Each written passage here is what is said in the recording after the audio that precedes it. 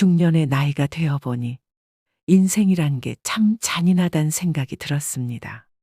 젊은 날은 그렇게 모든 걸 하나라도 더 가지라고 놓치지 말라고 악착같이 살라고 등을 떠밀더니 이제는 늙어선 자신이 부여잡은 모든 걸 그게 목숨보다 귀한 자식이라 해도 결국 다 놓고 가라고 미련도 기대도 다 놓고 후를 까라고 등을 떠밀고 있으니 인생은 그들에게 얼마나 잔인한가요?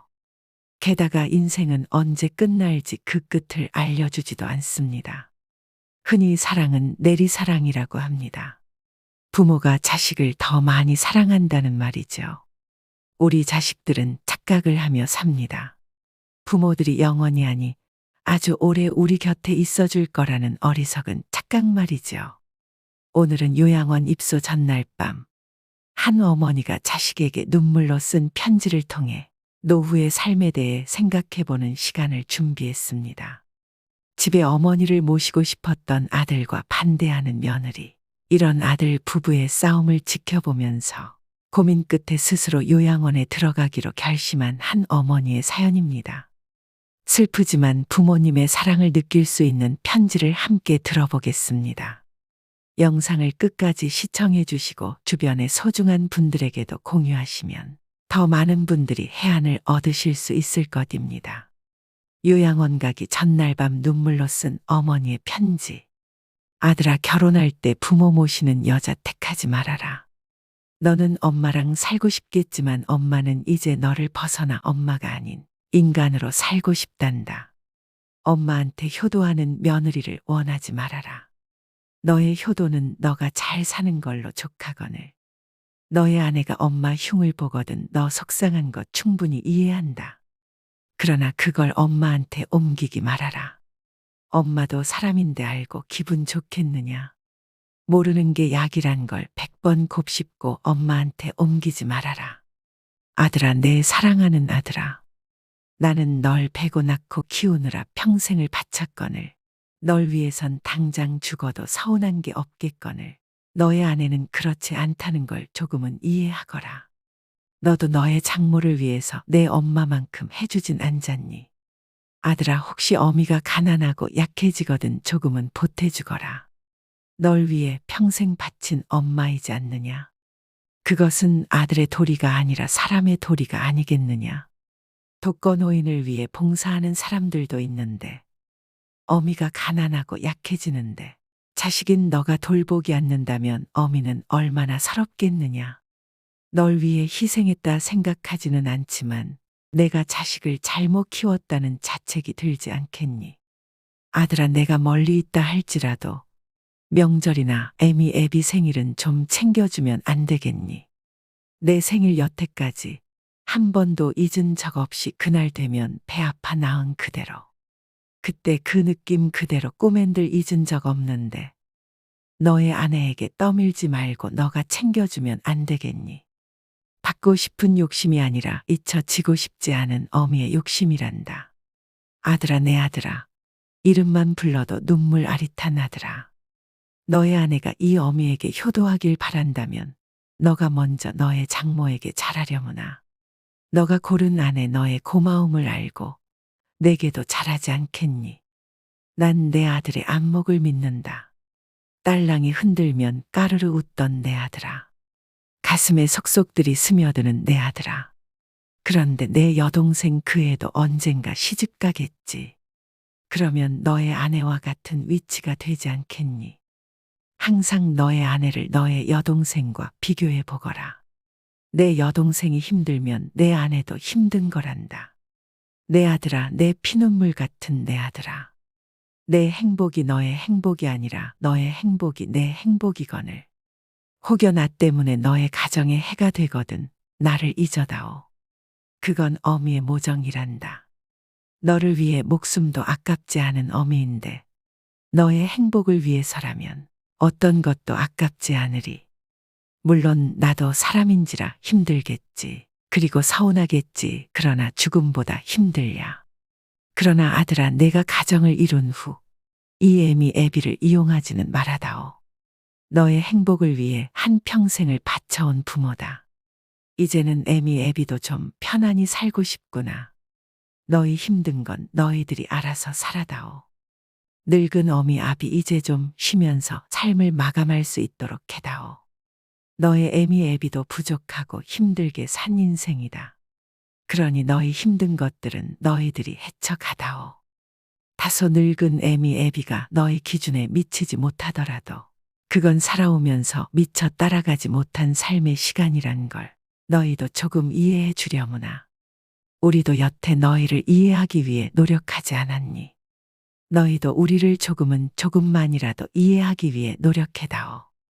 우리가 하는 쓸데없는 잔소리, 너희에겐 들리지도 않는 가치관, 너희들이 이해되지 않는 부분들이 많다는 걸 우리도 안단다. 한 귀로 듣고 한 귀로 흘려다오. 우린 그런 거 잘 모른단다. 아니 모르는 게 약이란다. 아들아, 우리가 원하는 건 너희의 행복이란다. 그러나 너희 늙은 어미 아비의 행복을 침해하진 말아다오. 손자 길러 달라는 말 하지 말아라. 너보다 더 귀하고 이쁜 손자지만 매일 보고 싶은 손주들이지만 늙어가는 나는 내 인생도 중요하더구나. 강요하거나 은근히 말하지 말아라. 날 나쁜 시어미로 몰지 말아라. 내가 널 온전히 길러 목숨마저 아깝지 않듯이 너도 내 자식 온전히 길러 사랑을 한번 느껴보거라. 아들아, 사랑한다. 목숨보다 더 사랑한다. 그러나 목숨을 바치지 않을 정도에서는 내 인생도 중요하구나. 어찌 노모가 제 젖먹이를 잊어버릴 수 있겠느냐. 제 몸에서 난 아기를 가엾이 여기지 않을 수 있겠느냐. 설령 여인들은 잊는다 해도 나는 절대 너를 잊지 않는다. 아들아, 사랑하는 내 아들아, 건강히 잘 지내거라. 멀리서도 너는 언제나 내 아들이란다. 사랑한다. 아들아, 내 아들아. 여러분은 어머니의 편지를 듣고 어떤 생각이 드시나요? 아들은 효심이 가득하고 며느리는 천하의 몹쓸 인간 같으신가요? 평소 시어머니와 며느리 사이는 딱히 나쁘거나 그렇지도 않았다고 합니다. 어머니를 요양원에 모셔야 된다는 이야기가 나오기 전만 해도 며느리는 좋은 시어머니 만나서 이만하면 마음 편하게 지낸다는 얘기를 주변 사람들과 종종 했다고 합니다. 그렇게 자식 낳고 평범하게 살다가 어머니가 점점 노쇠해지기 시작하면서 문제가 생겼습니다. 그때부터 별 문제 없이 잘 지내던 부부에게 갈등이 생기고 부부싸움이 잦아지게 되었습니다. 남편은 자식된 입장에서 아내가 어머니를 평소보다 더 자주 들여다봐 주기를 원했고 며느리는 직장 생활에다 아이들까지 챙겨야 하는 상황에서 힘들 수밖에요.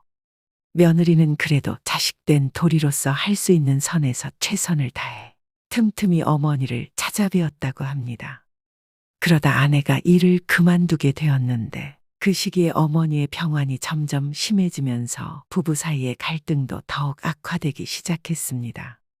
어머니를 집에서 모시는 일이 당연한 며느리의 일처럼 말하는 남편에게 너무나 화가 났습니다. 직장은 그만뒀지만 아이들도 아직 어리니 신경 쓸 게 이것저것 많았습니다. 그렇게 몇 날 몇 일을 남편과 냉전하던 중에 어머니가 우연히 아들과 며느리가 싸우는 소리를 듣게 되었습니다. 그 길로 어머니는 자기만 요양원에 가면 다 해결된다고 생각하시고 결단을 내리셨습니다. 이제는 누구나 나이 들면 어쩔 수 없이 요양원이나 요양병원을 알아봐야 하는 100세 시대라고 합니다. 누군가에는 오래 사는 것이 축복일 수도 있고 누군가에게는 오래 사는 것이 재앙처럼 느껴질 수도 있습니다. 고령화 시대에 접어들면서 주위에서 너무 많이 만나볼 수 있는 고민입니다. 기대 수명은 100세 시대라고 하더라도 건강 수명은 그것을 따라가지 못해 70세가 넘어가면 아픈 곳이 여기저기 늘어나 병원에는 노인들만 북적거립니다. 아프지만 약과 병원에 의존해 오래 살아간다는 겁니다. 게다가 자녀들도 예전처럼 많지 않기 때문에 돌아가면서 부모를 모신다거나 돌볼 수 있는 시대가 아닙니다. 다들 제 한 몸 건사하거나 먹고 살기 바쁘기 때문에 나이든 부모를 부양할 생각은 있더라도 상황이 여의치 않은 경우가 대다수입니다.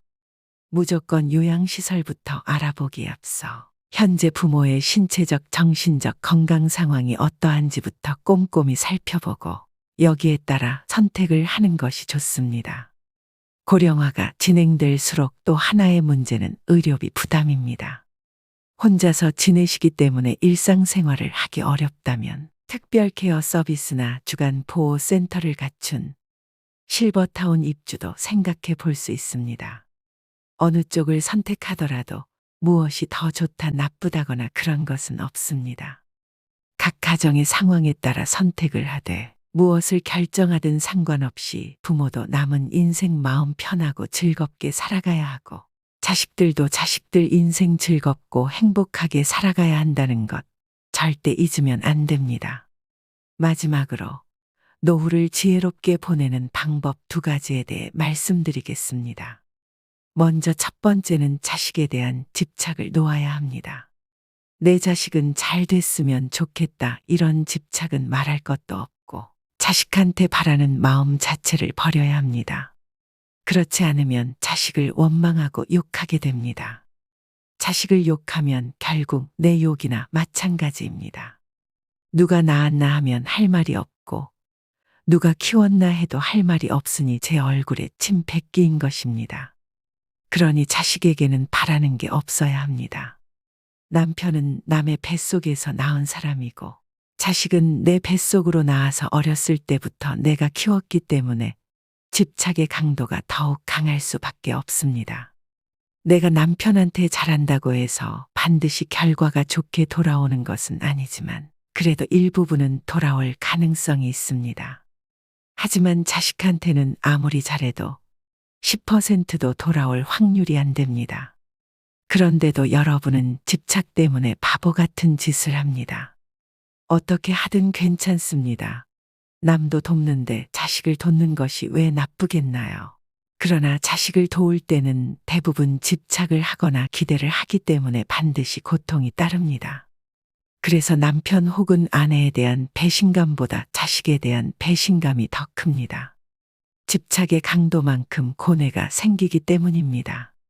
부처님은 괴로움은 집착 때문에 생긴다고 말씀하셨습니다. 괴로우면 집착을 내려놓으면 되는 것이고 괴롭고 싶으면 집착하면 됩니다.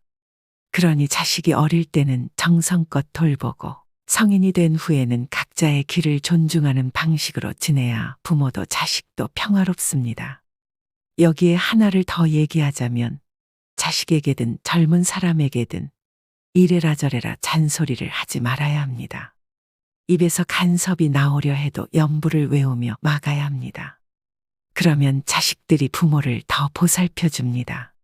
대부분 자식이 부모를 떠나고 잘 안 찾아오는 경우는 부모에게도 원인이 있습니다. 간섭이 많고 잔소리도 많았던 경우가 많습니다. 이것이 부모의 특징이기도 하지만 노인의 특징이기도 합니다. 아무리 자식이라도 자식의 인생에 지나치게 간섭하지 말고 시비분별하지 말라는 것입니다. 2번째는 운동 겸 노동을 해야 합니다. 운동 습관만큼 든든한 노후 자산은 없습니다. 유병장수가 아닌 무병장수를 위한 최고의 자산입니다. 나이 들어 여기저기가 아파져도 무리는 하지 않는 수준에서 쉬지 않고 계속 몸을 움직여야 합니다. 운동을 한다고 해서 헬스장을 다니라는 것이 아니라 방 청소도 하고 설거지도 하고 시골에 산다면 농사일을 하면서 노동을 해야 합니다. 몸이 안 좋다고 매일 방에만 누워 있으면 오히려 건강이 안 좋아질 수도 있습니다. 꼭 돈을 벌기 위해 할 필요도 없고 소일거리 삼아 일을 해야 합니다. 가장 훌륭한 노후 준비는 평생연력이라는 말이 있습니다. 퇴직 후에도 계속 일자리를 가지는 것입니다. 소득이 얼마냐는 크게 중요하지 않습니다. 일하는 즐거움으로 생활에 활력이 생기고 고립감도 해소됩니다. 또 소일거리라도 갖는다는 것은 노후에도 자기의 존재 가치를 확인한다는 의미입니다. 이를 통해 주변과 교류하면서 행복감을 느낄 수 있고 무료함의 지옥에서도 벗어날 수 있습니다.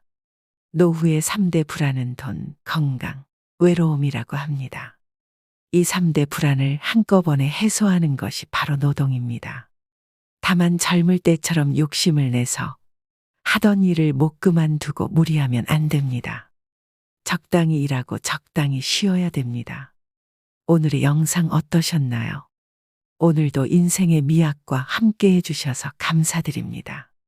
여러분의 지혜로운 인생을 언제나 응원합니다.